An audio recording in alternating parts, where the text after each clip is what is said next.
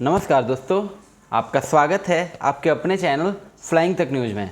आज हम 15 जून 2022 को कुछ महत्वपूर्ण खबरों पर नज़र डालेंगे और देखेंगे कि अभी के लिए सबसे खास क्या है। तो चलिए शुरू करते हैं। सबसे पहली खबर, किसान लोन में राहत के लिए 30 जून के पहले करें आवेदन। बस 15 दिन का टाइम बाकी, जानिए योजना।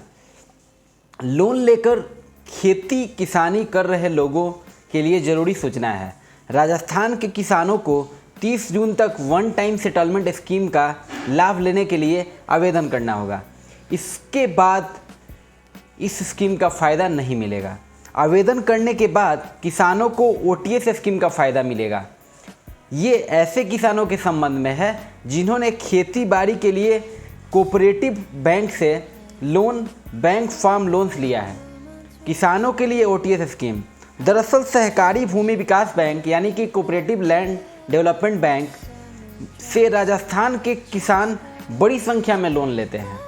बड़ी संख्या में किसानों को लोन चुकाने में परेशानी का सामना करना पड़ता है। अब राजस्थान सरकार में सहकारिता मंत्री उदयलाल अंजना ने कहा कि 30 जून 2022 तक किसान एक मुश्त समझौता योजना यानी वन टाइम सेटलमेंट स्कीम का लाभ ले सकते हैं। बढ़ते हैं अपने दूसरे खबर की तरफ। चीन के खिलाफ बनानी होगी नई रणनीति। वार्ता की आड़ में ड्रैगन भारत के पड़ोस में सेंध लाकर घेराबंदी में भी जुटा।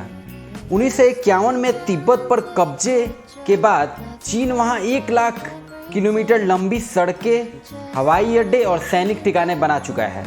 ऐसे में एक ओर जहां भारत अपनी रक्षा पंक्ति को मजबूत बनाए, वहीं दूसरी ओर चीन से परेशान देशों के साथ मजबूत गठजोड़ भी करे। भारत और चीन के बीच सीमा विवाद सुलझाने के लिए पिछले 10 साल से चल रही वार्ता हास्यास्पद स्थिति में पहुंच गई है। ऐसा उदाहरण दुनिया में शायद ही कहीं देखने को मिले। रिश्ते सुलझाने के बजाय वार्ताओं के दौर के साथ ज़्यादा ही उलझते गए। दोनों देशों के विदेश मंत्रालयों के बीच सीमा विवाद को सुलझाने के लिए स्थापित व्यवस्था WMCC के तहत पिछली बैठक भी बेनतीजा रही। जनवरी 2012 से शुरू हुई वार्ता के इस सिलसिले में यह 24वीं कड़ी थी। पिछले हर दौर की तरह इस बार भी वार्ता इसी सहमति के साथ समाप्त हुई कि इस साल इस वार्ता के सिलसिले को जारी रखा जाए। दोनों देशों के सैन्य कमांडरों के बीच भी 25 वार्ताएं हुई और ये भी बेनतीजा रही। पढ़ते हैं अपने तीसरे खबर की तरफ। IPL media rights, latest news. IPL media rights बेचने के बाद बीसीसीआई को हर मैच के 15 करोड़ नुकसान होंगे।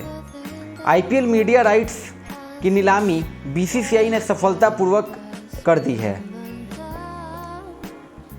हर कोई इतने महंगे मीडिया राइट्स बेचने की चर्चा कर रहा है, लेकिन बीसीसीआई को हर मैच के 15 करोड़ का नुकसान झेलना पड़ रहा है। ये बात भी सोचने वाली है। आईपीएल मीडिया राइट्स को लेकर बीसीसीआई ने अंतिम घोषणा कर दी है।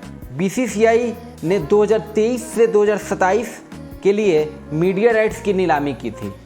मंगलवार शाम बीसीसीआई के सचिव जय शाह ने घोषणा की कि मीडिया राइट्स की नीलामी से 48,390 करोड़ रुपए की आय हुई है।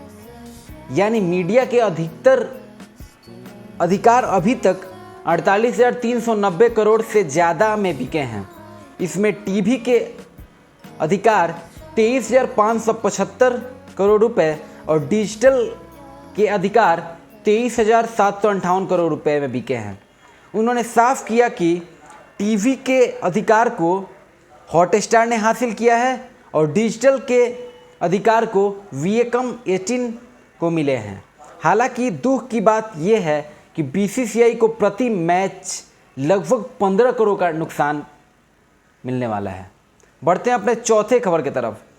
Rahul Gandhi ED appearance live. Rahul Gandhi की आज फिर ईडी के सामने पेशी। लगातार 2 दिनों से चल रही पूछताछ।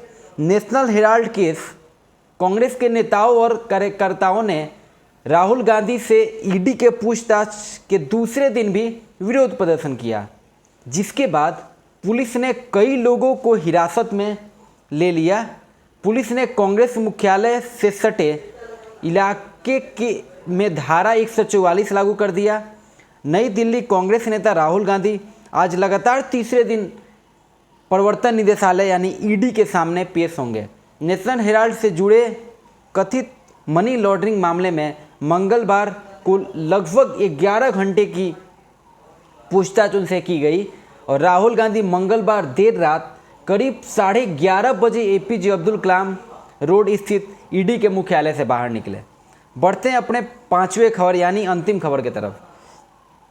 टीम इंडिया ने खोला जीत का खाता, दक्षिण अफ्रीका को 48 रन से दी मात।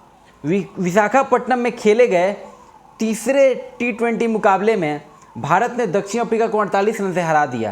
पहले बल्लेबाजी करते हुए भारत ने 179 रन बनाया 5 विकेट के नुकसान पर और भारत के तरफ से दोनों ओपनर अर्धशतक बनाए और जवाब में दक्षिण अफ्रीका मात्र 131 रन बना सकी और पूरी टीम ध्वस्त हो गई और ये मुकाबला 48 रन से हार गई दक्षिण अफ्रीका। अब सीरीज 2-1 यानी दक्षिण अफ्रीका 2 मैच जीता है और 1 इंडिया के साथ आगे बढ़ रही है और अगला मैच राजकोट में 17 जून को होने वाला है।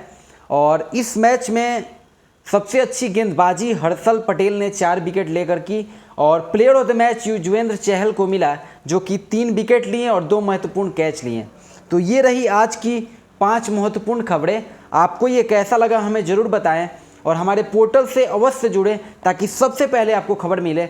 और अगर अभी तक हमारा चैनल सब्सक्राइब नहीं किए तो ज़रूर सब्सक्राइब करें। धन्यवाद।